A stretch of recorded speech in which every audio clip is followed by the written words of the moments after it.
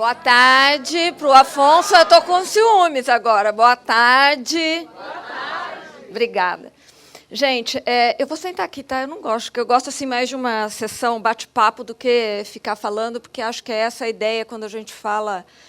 Quando a gente está falando de vocês, da carreira de vocês, né? Eu queria agradecer todos aqui que citaram o meu nome. Eu me senti muito querida e prestigiada, mas muito velha também, assim, porque professora de todo mundo, nada. Na verdade, a gente, nesse segmento, aprende muito junto, né? Eles estão só ajeitando o material. Eu fiquei aqui, eu estava pensando, vendo todo mundo que falou antes de mim, falando sobre coaching, desenvolvimento, o meu bate-papo de hoje é um pouquinho sobre gestão, né? Eficiência. E o que tem a gente falar sobre gestão e eficiência num dia de bate-papo de coaching? Né? O que vocês pensam um pouquinho sobre isso? O que passa na cabeça de vocês? Vocês falaram para o Afonso que ia mudar, que vocês iam participar, se colocar. Eu quero saber o que vocês estão pensando. O que pode ser um bate-papo sobre eficiência?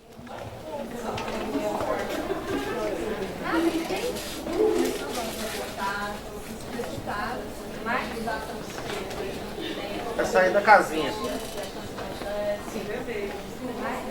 É sair da casinha, sair do que está fazendo e tentar fazer de uma forma melhor, ou mudar, né?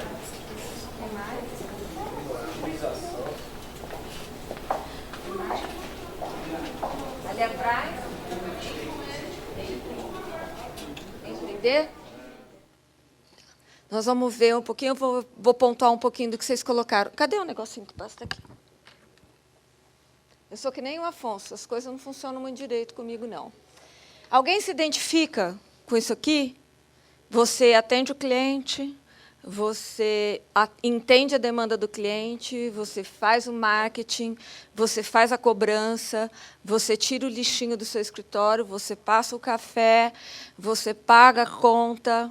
Alguém se identifica com isso? Eu vou contar um negócio para vocês. Essa advocacia é a advocacia de maior sucesso. Sabe por quê? Porque a gente não tem um elemento aí que é dividir responsabilidades e dividir comando e dividir obrigações e ensinar os outros. Está tudo na nossa mão.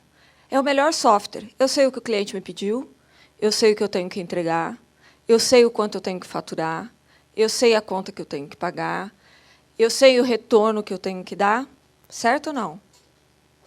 E eu ainda preciso ter a disciplina que o Afonso colocou que a gente tem que agir, eu tenho que fazer o relacionamento que a Eliane ensinou, eu tenho que pensar no meu desenvolvimento, na palestra, onde eu quero chegar, né? Então, assim, aí eu falo, eu vou contratar alguém, ou eu vou chamar o meu irmão, que também fez direito, eu vou chamar meu primo, ou eu vou chamar aquela pessoa que eu estudei junto, que eu acho que a gente vai se dar bem.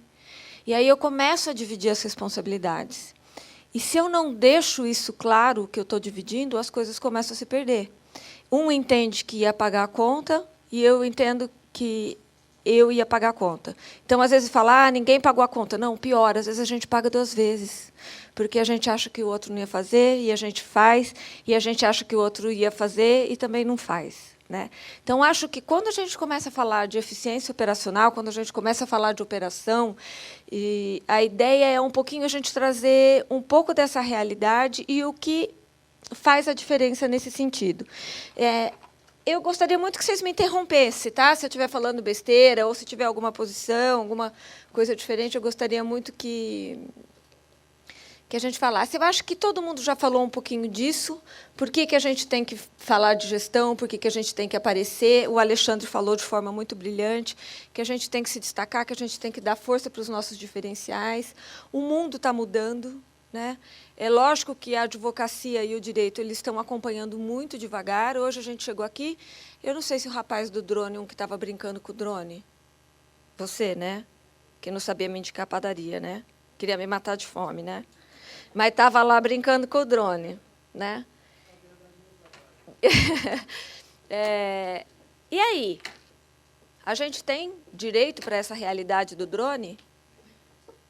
E se ele lá coloca o drone cai na minha cabeça, ou prende num fio, ou sobe e atrapalha um avião? O que a gente faz com isso? Direito mudou?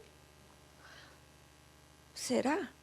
Ele acompanhou isso? Ele tem a velocidade da mudança do mundo? E o que a gente está fazendo para isso? A gente está propondo o mundo querendo fazer, de destacar, mas alguém parou para pensar nisso, em como a gente pode se destacar no que o direito ainda não acompanhou? Isso é mudar. Não eu ficar brigando porque eu não vou ter mais cliente por causa da reforma trabalhista. O que vai acontecer por causa da reforma que eu posso mudar no meu dia a dia? Ou que eu posso ver que ainda não acompanhou, que eu posso mudar? Né? Então, eu acho que esses pontos, que às vezes a gente fica, a direito mudou, o mundo mudou. Mudou nada, a gente não mudou. A gente não mudou, todo mundo anota no papelzinho ainda. Né? Então, assim, e não tem importância não mudar, porque a gente demora, nós somos mamíferos. Né? A gente demora, o processo de transição é demorado, e a gente precisa aceitar isso. Um dos maiores ensinamentos que eu tive nessa questão de desenvolvimento, de eficiência operacional e de lidar com o ser humano foi uma coisa que a gente não para pensar. Quanto tempo... Quem aqui tem filho, sobrinho, neto? Grande maior parte.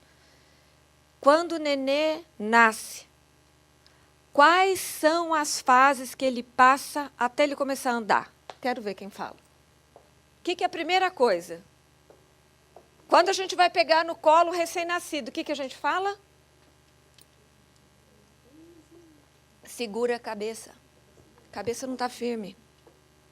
Aí, daqui a pouco, o nenezinho vai lá, você põe no berço, põe um monte de almofada, porque ele não está firme, não pode virar, porque engasga. Daqui a pouco ele começa a mexer, começa a virar de lado, levanta a cabecinha, abaixa a cabecinha. Ele começa a fortalecer a estrutura da coluna dele. Né? Aí, daqui a pouco, ele fica, vai para frente, vai para trás, vai para frente, vai para trás. Aí, daqui a pouco, ele começa a dar uma cambaleada. Com 6 meses, ele começa a sentar. 6 meses entre nascer e começar a sentar. Depois que ele começa a sentar, de novo, ele balança, ele tem firmeza no bracinho. Quem não lembra do filho, a primeira vez que estende o bracinho para você pegar no colo? 7, 8 meses. Meu netinho tem 2 meses. Ele começou a fazer isso no meu cabelo. Sorte que foi no cabelo, não arrancou o brinco, né? Quantas orelhas rasgadas? E a gente vai lembrar para sempre. E aí ele começa o quê? A engatinhar. Muita criança não está engatinhando agora. E estão tendo um monte de problema depois de um tempo por causa da formação para poder andar. Então, assim, isso entre o nascer e o andar é 1 ano. 1 ano e 1 mês. E a gente quer mudar do dia para a noite. Né? O ponto importante aqui, que eu acho que o Afonso até colocou, é que o primeiro passo tem que ser dado. Seja ele pequenininho, e não vai dar para sair correndo 10 quilômetros. Meu sonho é correr 10 quilômetros. Vive estourando, vive voltando para trás. Não tem importância voltar para trás. A gente faz repouso, cuida, anda de novo, começa de novo. Tá? Então, para a gente pensar mesmo se a gente está mudando e acompanhando a velocidade com que as coisas estão indo. Tá? Perfil de consumo, as próprias novas legislação, compliance, isso o Afonso falou bastante. Quando eu penso em concorrência, eu concorro só quantos advogados a gente tem no Brasil hoje? E no mundo? E no mundo? Com quem que a gente concorre agora? É só com o Brasil? É só no Brasil? Então, será que a gente olha? Ou a gente fica olhando o meu vizinho, que está concorrendo e batendo no mesmo cliente que eu? A gente está se preparando para o mercado para concorrer com o vizinho ou para concorrer com o mundo? Será? Quantos advogados tem na China? Quantos escritórios americanos tem aqui? Quantos escritórios ingleses tem aqui? O que a Inglaterra está fazendo? O que os escritórios chineses estão fazendo? Quem que os chineses que estão comprando o mundo estão contratando para advogado? Vocês estão olhando o mundo? Então, só que a gente acha que a gente está aprendendo. A gente está aqui todo mundo lindo achando que está advogando para concorrer com o mundo e não com o vizinho. Não estamos, não, gente. O primeiro passo para a gente mudar é reconhecer o que a gente não está fazendo. É o que a gente não está olhando. Esse é o primeiro passo. Né? Que eu quero fazer? Seja a minha advocacia do eu sozinho, seja a minha advocacia dos 2, seja a advocacia de 5 pessoas. onde eu vou atuar. Lembra, o Afonso falou aqui, foco. Foco. Essa menina aqui começou a carreira... O que ela teve? Foco. Foco. Tá? Eu, para entrar no segmento jurídico, foco. Acho que todo mundo aqui se perguntar por que foi fazer direito, não sei, foco. Né? O que eu vou ser bom? Eu vou ser bom num contencioso especializado, eu vou ser bom num contencioso de massa, eu vou ser bom no escritório. Quem aqui atua dentro do escritório não tem escritório próprio? Quem aqui trabalha para um escritório? Eu vou ser uma excelente sênior. Eu não quero ser sócia, eu não gosto do risco. Não tem problema. Seja um excelente sênior. Dá para você ser feliz fazendo o que você gosta. Muita gente se transforma em sócio e detesta. Falava, eu adorava ser empregado, trabalhava na TOTS antes de ir para a TOTS Judiciais, eu não tinha preocupação com nada, com o que vai faturar, o que não vai faturar. Eu só fazia o que eu gostava, que era consultoria. Melhor dos mundos. Não tem problema. Eu só preciso ter foco. Eu só preciso saber o que eu quero. Se eu sou boa no contencioso, tem muita gente, olha só, sou filha e irmã de advogados contenciosos. Eu vi eles tendo que fazer prazo e ter que falar com o juiz. Eu falei, gente, eu não posso ser advogada nunca. O que eu não conhecia? A advocacia consultiva, né, de mediação, nada. Talvez eu pudesse ter sido advogada. Eu fui fazer administração porque o universo do contencioso era um sofrimento para mim. Então, você tem 1000 opções fazendo direito de atuação que você pode fazer. Às vezes é que essa questão burocrática do contencioso te mata. Né?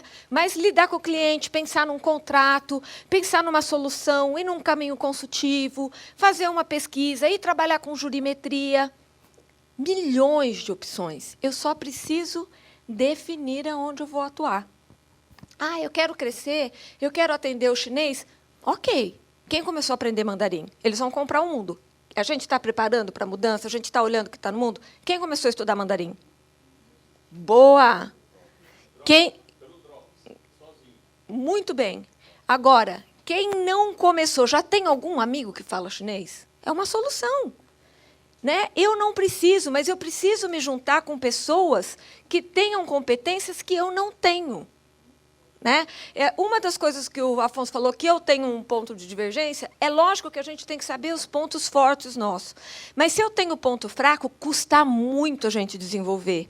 Então, num momento de você fazer um crescimento, você pode buscar pessoas que supram esses pontos fracos. Qual que é o nosso erro? A gente procura quem? A gente procura quem é igual.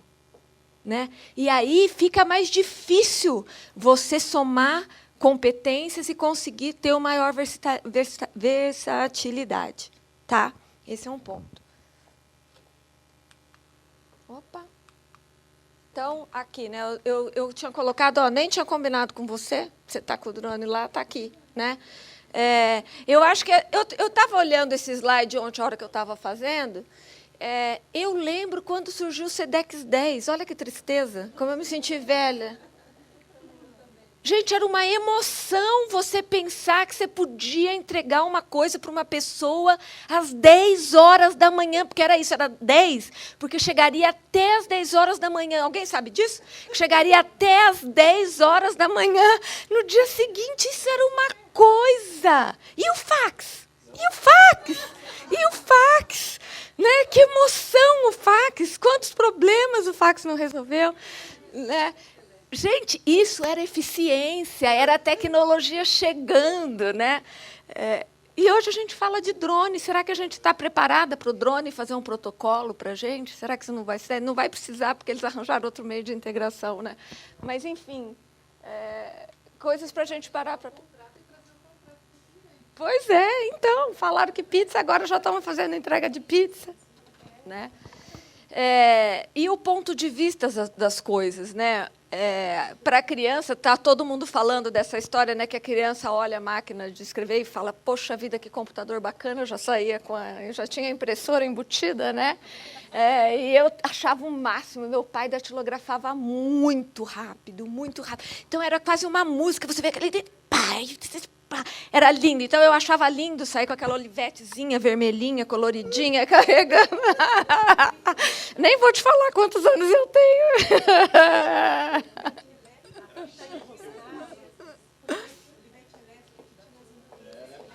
Gente, e quando tinha o Errorex lá na máquina, começou a vir o Errorex, que emoção! Você podia coisa aí, corrigir a peça. Gente, era muito emocionante, vocês não têm ideia. Era muita emoção. A cada avanço, imagina a velocidade que a gente está.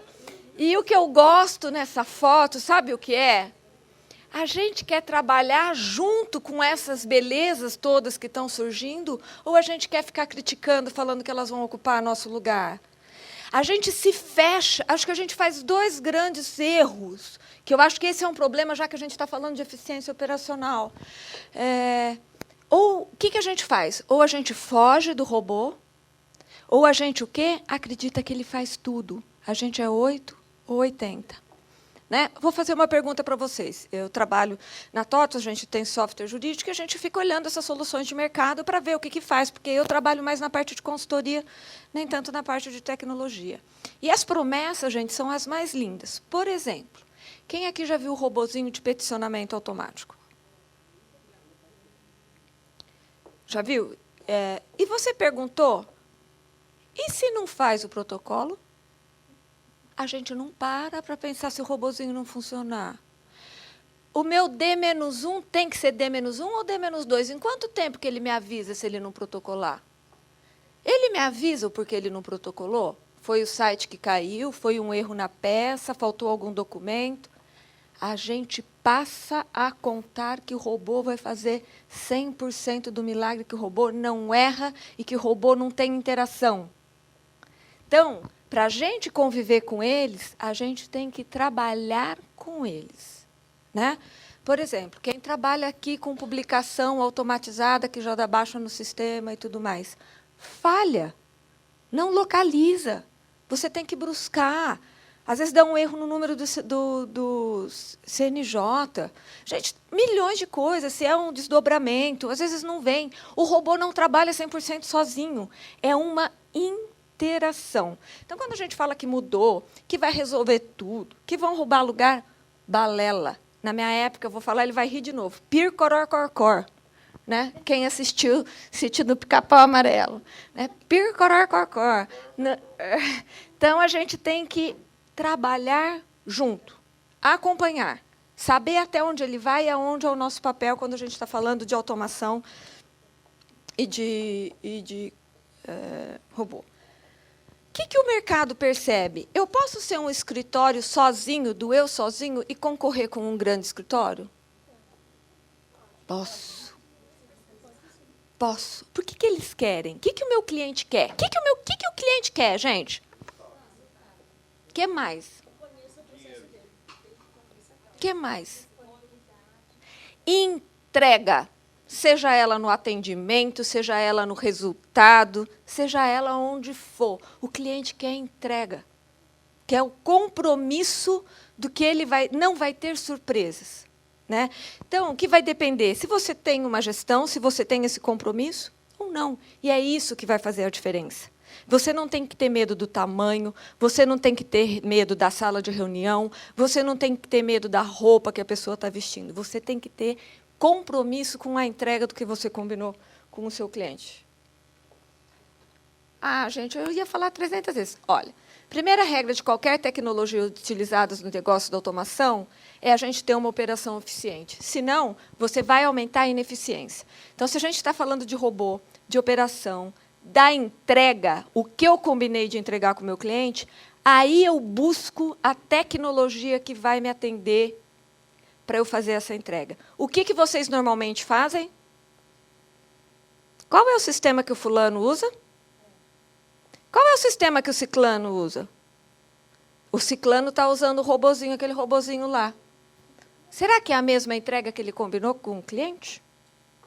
O que eu preciso? Quais são as minhas necessidades? Quais são os meus combinados com o meu cliente para eu procurar a tecnologia correta? Aonde eu não sou tão bom que a tecnologia pode me ajudar? Então, quando a gente fala em tecnologia ao ponto ótimo, esse slide já está cansado de ver, mas é o mais importante, Eu, quando falo de tecnologias, eu tenho que pensar na pessoa e no processo. Aonde termina, aonde começa, aonde eu interajo, aonde tem intervenção, aonde tem treinamento, aonde tem manual, quais são os recursos. Se não tiver isso, você vai ter um caos automatizado. Tá? Esse slide é bem bacana, para depois vocês olharem com cuidado. E lembrando, independente do que for, a gente está na OAB, a gente sabe das particularidades do escritório de advocacia. Se eu tenho cliente, se eu tenho conta para receber, se eu tenho conta para pagar, se eu tenho entrega para fazer, e se eu tenho uma marca para cuidar, eu tenho um negócio.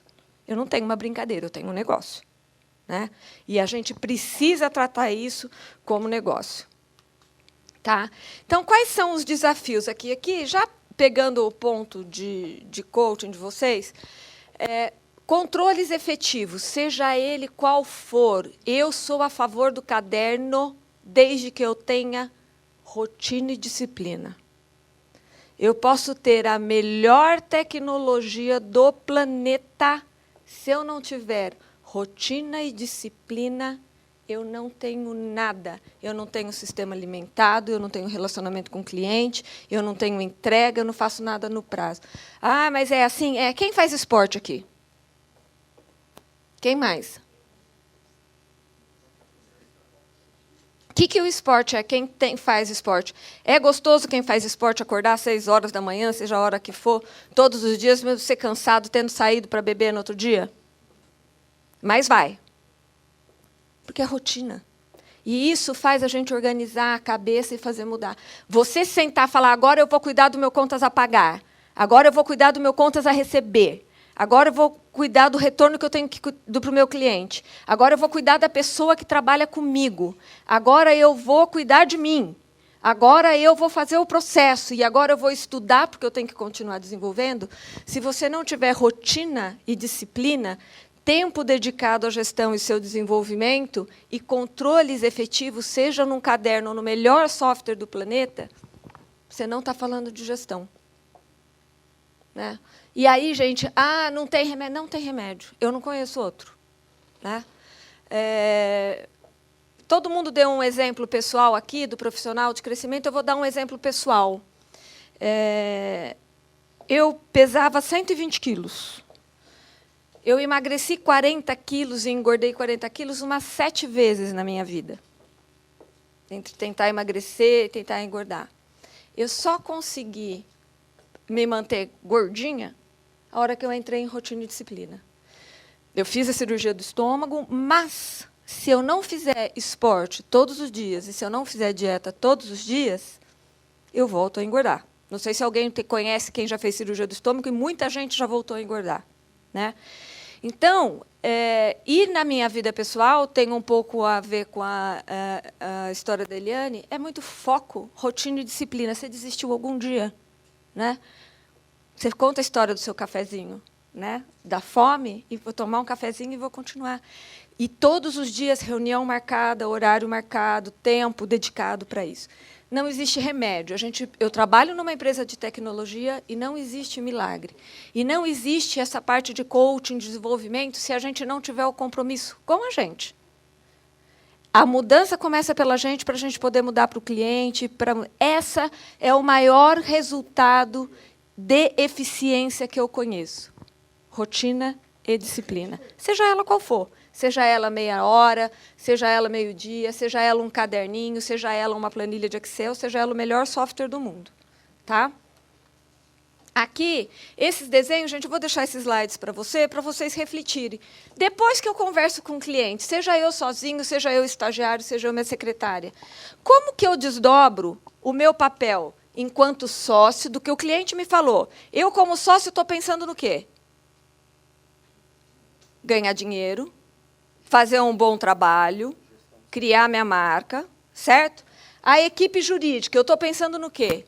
Como eu vou entregar, os prazos que eu tenho que cumprir, a qualidade que eu tenho que ter, o que eu tenho que estudar e o que eu tenho que faturar.